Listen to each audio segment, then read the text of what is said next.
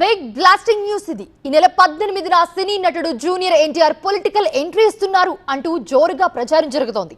Tamil Nadu CM Vijay బాటలోనే junior NTR కూడా రాజకీయాల్లో సంచలనాలు సృష్టించబోతున్నారంటూ సోషల్ మీడియాలో మారుమోగింది. అయితే ఈ ప్రచారంలో వాస్తవం ఎంత? ఎన్టీఆర్ అభిమాన సంఘం ఏం చెప్తోంది? తమిళనాడు రాజకీయాల్లో విజయ్ సృష్టించిన సంచలన విజయం ప్రభావం దక్షిణాది సినీ స్టార్లపై పడింది.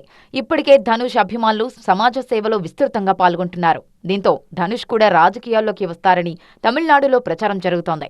ధనుష్ అభిమానుల సంఘం తరహాలోనే కొందరు ఎన్టీఆర్ అభిమానులు ఏపీలో ఊరువాడ కార్యక్రమం ఏర్పాటు చేయడం హాట్ టాపిక్ గా మారింది. రా ఎన్టీఆర్ అనే ఆర్గనైజేషన్ ఎన్టీఆర్ పై అభిమానంతో సేవా కార్యక్రమాలు చేయాలని నిర్ణయించింది. ఈ నెల 18న కార్యక్రమాన్ని నిర్వహిస్తామని ప్రకటించింది. ఈ కార్యక్రమం ద్వారా జూనియర్ ఎన్టీఆర్ రాజకీయాల్లోకి ఎంట్రీ ఇస్తారన్న ప్రచారం పీక్స్ కు చేరింది. జూనియర్ ఎన్టీఆర్ రాజకీయాల్లోకి వస్తారంటూ జరుగుతున్న ప్రచారాన్ని రా ఎన్టీఆర్ ఆర్గనైజేషన్ ఖండించింది. ఊరువాడ కార్యక్రమం యొక్క లక్ష్యాలను ప్రజలకు వివరించేందుకే ఈ నెల 18న ప్రోగ్రాం ఏర్పాటు చేశామని వివరించింది. ఇంకా వేదిక కూడా ఖరారు చేయలేదని తెలిపింది. ఈ కార్యక్రమానికి రాజకీయాలకు సంబంధం లేదని క్లారిటీ ఇచ్చింది. జూనియర్ ఎన్టీఆర్ పొలిటికల్ ఎంట్రీపై వస్తున్న ఊహాగానాలపై ఆయన అభిమానం సంఘం టీవీ9తో మాట్లాడింది.